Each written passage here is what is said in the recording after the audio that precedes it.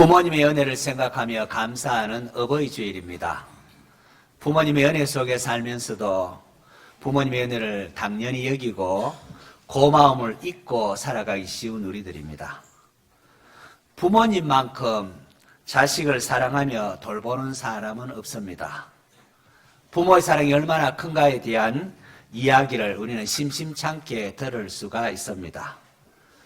어린아이가 아플 때에, 열이 나고 할 때에 내가 대신 아파줄 수 있다면 기꺼이 걸어하겠다고들 합니다. 실제로 자녀를 위하여 콩팥을 떼어준 어머니, 실명위기에 처한 아들을 위하여 자기 한눈을 기증한 아버지, 교통사고가 나거나 지진이 났을 때 자녀를 살리기 위하여 자기 몸을 감싸고 죽은 어머니 이야기 등등 우리가 듣기도 하지 않습니까?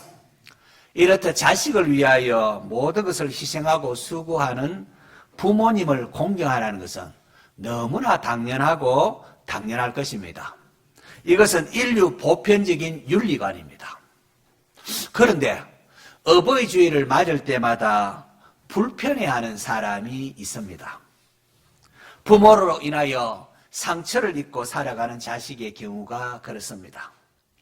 내 살자고 그냥 자식을 내버린 어머니, 또 매일 술 먹고 자식을 구타하고 가정을 돌보지 않은 아버지, 자녀 교육은 아예 관심이 없고 학교 가지 말고 어린 나이에 돈 보러 오라고 앵벌이를 시킨 부모들.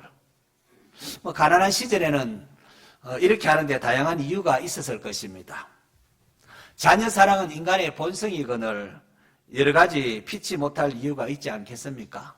지혜가 부족해서 그럴 수도 있을 것입니다. 하지만 이런 것으로 인하여 마음에 분노가 쌓이고 엉어리가 진 자식들이 있습니다. 여러분 가운데는 그런 분이 없는지 모르겠습니다.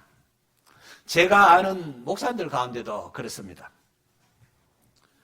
아버지가 가정을 버리고 딴 집 살림을 차려서 오랫동안 아버지를 용서하지 못했던 후배 목사님도 있고요. 자식에 대한 애정은 없고 늘 술 먹고 와서는 엄마와 자식을 구타하고 또 노름으로 가산을 탕진한 아버지로 인하여 그 마음속에 그 분노심으로 인하여 그 아버지를 용서하지 못했던 동기 목사님도 있습니다. 목사가 주일 설교를 해야 되는데 어버이 주일이 될 때마다 괴로워서 어찌할 바를 모르겠다고 했습니다. 그냥 그렇게 잊고 살면은 그만이겠지만은 젊어서 그렇게 자식을 노엽게 하고 돌보지 않다가 노후에 힘이 없다고 이제 자식에게 신세지겠다 하면은 이런 자녀들이 어떻게 할까요? 이런 부모들에게도 순종하며 공경해야 할까요? 어버이 주일을 맞아서 부모님의 은혜에 감사하는 것과 아울러 오늘은 특별히 부모님으로 인하여 상처를 받고 노여움을 가지신 분들이 치유받는 시간이 되었으면 하는 그런 바람으로 말씀을 준비했습니다. 먼저 우리는 하나님께서 왜 내 부모를 공경하라고 말씀하셨는지, 왜 그 계명을 주셨는지 그 의도를 먼저 알아야 합니다. 하나님께서 애굽에 종살이 하던 이스라엘 백성들을 구원하시고 그들을 존귀한 하나님의 백성으로 삼으셨습니다. 그리고 하나님의 백성으로서 그들이 어떻게 살아야 하는지, 하나님의 백성은 이렇게 살아야 한다라고 하면서 모세를 통하여 율법을 주셨습니다. 특별히 하나님의 백성들이 지켜야 할 가장 중요한 이 법률을 요약해서 10가지 계명을 두 개의 돌판으로 이렇게 새겨주십니다.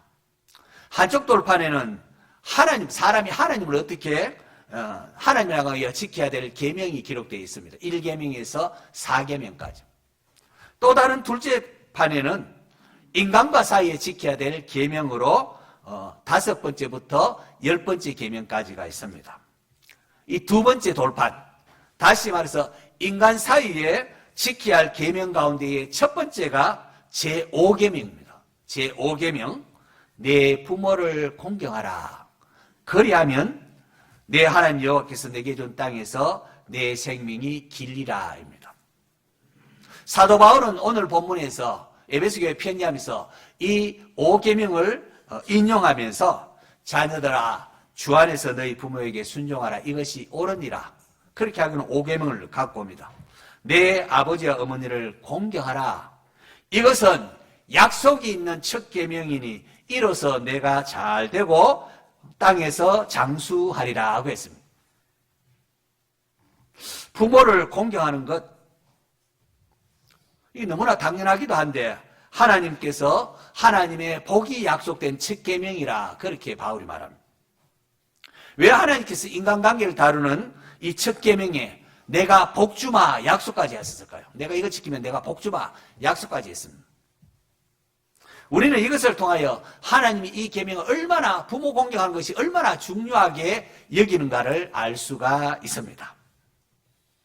우리가 자녀들이 꼭 했으면 바라고 그걸 동기부여하기 위해서 이런 말들 하지 않습니까? 네가 이번 시험에 수학 시험에 80점 이상만 받으면 아빠가 짜장면 쏜다. 아니 네가 갖고 싶은 자전거를 사주겠다. 뭐 그런 말 하지 않습니까? 사람이 태어나서 첫 번째로 맺는 관계가 부모와의 관계입니다. 태어나자마자 어머니가 있고 그래서 부모가 관계입니다.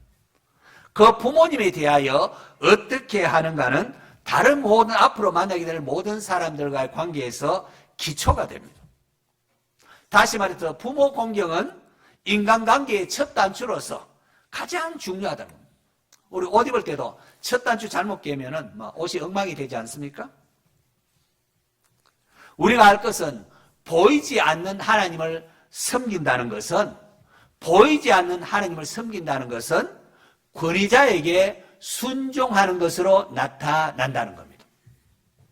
왜냐하면 하나님이 통치하실 때 하나님의 통치는 권위를 위임함으로 시행되기 때문에 그렇습니다. 사도 바울은 각 사람은 위에 있는 권세들에게 복종하라. 권세는 하나님으로부터 나지 않음이 없나니 모든 권세는 다 하나님께서 정하신 바라라고 했습니다. 사도 베드로도 인간의 모든 제도를 주를 위하여 순종하되라고 했습니다. 물론 성경은 권위자에게 무조건 순종하라고 가르치지는 않습니다. 아무리 권위자라 해도 하나님의 말씀에 어긋나는 것을 지시할 때는 순종하지 않아야 합니다. 느부갓네살 왕이 우상에게 절하라고 할 때에 다니엘의 세 친구는 순종하지 않았습니다. 그럼에도 왕에 대한 태도는 여전히 존중하고 되려합니다. 그러면 순종과 복종의 차이를 아십니까? 순종은 내가 이해가 되어서 자원해서 하는 겁니다. 하지만 복종은 그렇지 않습니다. 복종은 내가 원하든지 원하지 않든 간에 해야 하는 겁니다. 순종은 하지 않을 수가 있습니다. 잘못된 가르치면 하지 않죠. 그러나 권위자에 대하여 존중이 여기는 태도는 그건 복종해야 합니다. 내가 원하든 원하지 않든 어떤 권위자들 간에 권위자를 존중히 여기는 태도는 유지해야 한다는 겁니다. 다윗을 보십시오. 사울왕이 잘못한 것도 없는데 무고히 막 자기를 죽이려고 했습니다. 그럼에도 다윗은 끝까지 사울왕을 선대하며 그에게 복종했습니다. 왜요? 사울왕은 하나님께서 기름 부어 세우신 왕이기 때문에 그렇습니다. 성경에서 내 부모를 공경하라 할 때 이 공경이라는 단어는 원어적인 의미가 무겁게 여긴다 이런 의미가 있습니다. 부모를 가볍게 대하지 말라는 겁니다. 부모를 무시하지 말라는 겁니다. 부모가 잘못된 것을 시키면 순종하지 않을 수 있습니다. 부모가 도둑질 시키고 그런 일을 시키면 순종하면 되겠습니까? 그렇기 때문에 바울도 자녀들아 주 안에서 너희 부모에게 순종하라 그렇게 한 겁니다. 그럼에도 부모가 어떠하든지 간에 부모를 무겁게 여기고 존중히 여기는 태도는 내 의지와는 상관없이 유지해야 합니다. 왜냐하면 이것이 하나님을 섬기는 것이기 때문에 그렇습니다. 내가 가난한 가정, 불신자의 가정, 성격이 아주 까다로운 그런 부모님의 설화에 태어나고 싶어서 태어난 게 아닙니다. 나를 그러한 가정에 태어나게 하신 분은 하나님이십니다. 그러므로 나를 낳은 부모의 권위를 존중히 여기는 것은 나를 이곳에 태어나게 하신 하나님을 존중히 여기는 겁니다. 다시 말해서 내가 부모에 대한 자세는 하나님을 섬기는 자세와 분리된 것이 아니라는 겁니다. 여러분, 이 원리는 다른 모든 곳에서도 동일하게 적용이 됩니다. 그 다음에 나오는 종과 주인과의 관계도 마찬가지입니다. 주인이 어떠한 사람인가 상관없이 종은 주인을 무겁게 여기고 두려워하고 순복해야 합니다. 사환들아, 범사에 두려워함으로 주인들에게 순종하되 선하고 관용하는 자들에게만 아니라 또한 까다로운 자들에게도 그리하라라고 했습니다. 오늘 본문 바로 아래도 종들아 두려워하며 떨며 성실한 마음으로 육체의 상전에 순종하기를 그리스도께 다듯하라. 눈가림만 하여 사람을 기쁘게 하는 자처럼 하지 말고 그리스도의 종들처럼 마음으로 하나님 뜻을 행하고 기쁜 마음으로 섬기기를 주께 하듯 하고 사람에게 하듯 하지 마라. 이는 왜냐하면 각 사람이 무슨 선을 행하든지 종이나 자유자나 주께로부터 그대로 받을 줄을 알미라 라고 했습니다.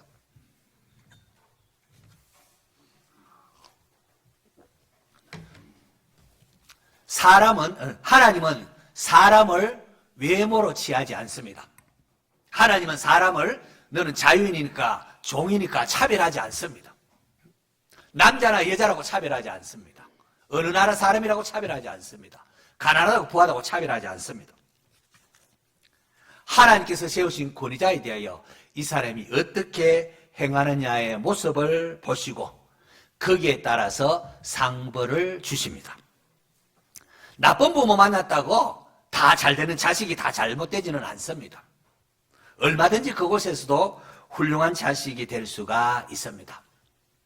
어떤 이는 참 열악한 가정이 태어났기 때문에 우리 가정이 이렇게 어려우니까 내가 남들보다 더 열심히 공부하고 더 열심히 사업해야지 하면서 열심히 일하는 동기가 되기도 합니다. 반면에 어떤 자식은 나는 왜 이런 가정에 태어났나? 왜 우리 부모는 이래? 하면서 불평과 원망으로 곁길로 나가기도 합니다. 주 안에서 순종하고 부모를 공경하십시오.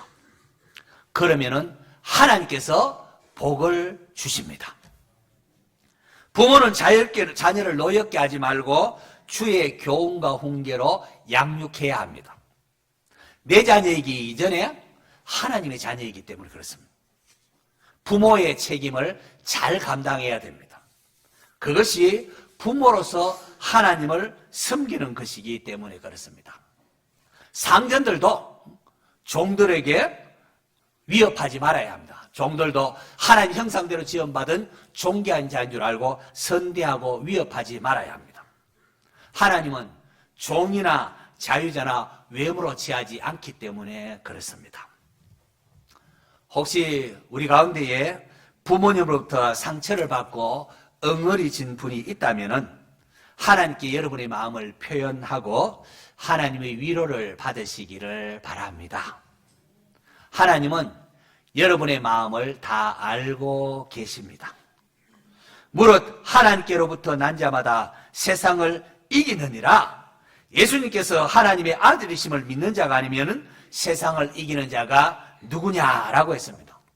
성도는 세상을 이기도록 부름받은 자들입니다. 성도는 세상을 이길 수 있습니다. 사탄은 우리에게 속삭입니다. 야, 너는 결코 세상을 이길 수 없어. 너는 아무개를 사랑할 수 없어. 그봐 또 넘어졌잖아 라고 우리를 조롱하며 속삭일 겁니다.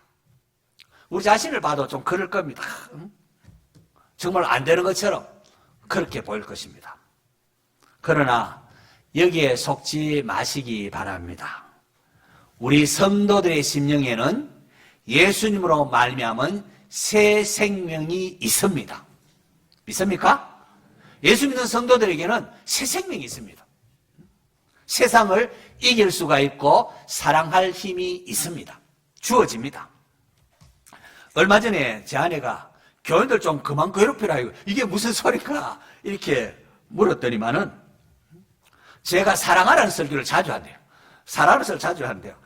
안 그래도 교인들이 죄책감으로 힘들어하는데 사랑하려고 안 되는데 어떻게 한단 말인가. 자꾸 그러면 설교한다고 그만 괴롭히라고. 그렇습니다, 여러분. 저도 어떤 선배 목사님이 저를 힘들게 해서 참 힘들었습니다. 사랑하려고 노력을 열심히 했죠. 아무리 노력해도 한 번씩 확 할리고 나면 아이고 이게 도저히 안 되는구나. 저 사람 도저히 사랑할 수 없구나. 그래서 저도 안 되는 줄 알았습니다. 그런데 그렇지 않았습니다. 그 선배 목사님이 어떤 어려움에 빠졌는데, 그 노예에서 여러 어려움에 빠진대요. 내가 미운 것은 미운 것이고, 목사님들이 공의를 행해야 한다고 생각했기 때문에 제가 그 선배를 변호하면서 어려움을 넘기게 되었습니다. 그 소식이 하여튼 선배 목사한테 들어갔는지 그 다음에 만났을 때 약간의 태도 변화가 있었습니다. 그리고 그 일 이후로 저도 진심으로 선배 목사를 대하게 되었습니다. 정말로 선배 목사를 위하여 기도도 할 수 있게 되었습니다. 그때 제가 깨달았고 배운 게 있습니다. 우리는 사랑을 그냥 감정적으로만 자꾸 접근하는데, 고린도전서 13장에 보면은 사랑은 어떻게 되죠? 사랑은 오래 참고, 사랑은 오래 참고, 사랑은 온유하며 시기하지 아니하며 성내지 아니하며 불의를 기뻐하지 아니하며 이렇게 쭉 되어 있지 않습니까? 좋아하는 감정은 없더라도 어떻게 해요? 오래 참을 수는 있지 않습니까? 오래 참을 수 있습니다. 그러면 됩니다. 성내지 아니하고 불의를 기뻐하지 않을 수는 있습니다. 그렇게 하면 됩니다. 우리가 그렇게 말씀에 순종하면은 감정은 나중에 따라옵니다.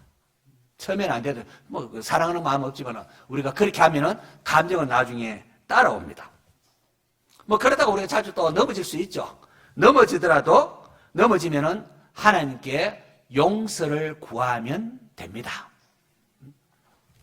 그러면 7번이 아니라 7번을 70번씩이라도 용서해 주시는 하나님의 은혜가 있습니다. 여호와께서 말씀하시되 오라 우리가 서로 변론하자. 너희 죄가 주홍 같을지라도 눈과 같이 이어질 것이요 진홍같이 붉을지라도 양털같이 희게 되리라. 주홍 같을지라도 진홍 같을지라도 우리는 어떻게 저런 걸 용서할 수 있나? 그럴지 몰라도 하나님께는 용서 못할 것이 없다는 겁니다. 주홍 같을지라도 진홍 같을지라도 눈과 같이 희어지고 양털같이 희게 되리라. 하나님 앞에 우리가 죄를 자백하고 그렇게 하면 하나님 용서해 주시다고 했습니다. 할렐루야. 사랑하는 성도 여러분, 어버이 주일입니다. 하나님께서 우리의 행복을 위하여 명하신 말씀, 내 부모를 공경하라. 그리하면 내 하나님 여호와께서 내게 준 땅에서 내 생명이 길리라 라고 약속까지 하셨습니다. 이 계명에 순종하십시오. 우리는 자식으로서의 우리의 도리를 다하면 됩니다. 나머지는 하나님께 맡기면 됩니다. 오늘의 내가 있기까지 그래도 적어도 상고의 고통이 있으신 부모님이 있고 또 우리가 먹고 살아온 부모님의 돌보심이 있었습니다. 남들처럼 대단히 공부 많이 시키고 재산을 많이 물려주고 그렇게 하지는 못했을지라도 또 때로 표현하는 방법이 또 서툴러서 상처가 되기도 했겠지만은 그래도 누구보다도 자식 잘 되기를 바라는 마음이 부모의 마음입니다. 어버이 주일 때마다 늘 말씀드리지만은 부모를 공경하라는 계명은 언제나 지키는 게 아닙니다. 나중에는 지키고 싶어도 지킬 수 없을 때가 오고야만 합니다. 때로 부모님이 호통치고 구제람을 할 때는 영원히 함께 할 것처럼 같지만은 그러나 그렇지 않습니다. 부모에 대한 효도는 하고 싶을 때 언제든지 할 수 있는 것이 아닙니다. 살아 계실 때에 부모님을 소중히 여기시고 기쁘시게 해 드려야 합니다. 우리 성도라면은 자주 안부 전화도 드리고 맛있는 것도 사다 드리시기를 바랍니다. 살아계실 때 속만 썩히다가 돌아가고 난 뒤에는 제사 지낸다고 효도한다고 그렇게 하는 것만큼 어리석은 것은 없습니다. 여기에서 효를 말하면서 죽은 자를 위한 제사를 이렇게 지내라고 하는데요. 여러분 그렇게 제사 지낸다고 죽은 부모의 혼백이 와서 음식을 먹습니까? 그렇지 않습니다.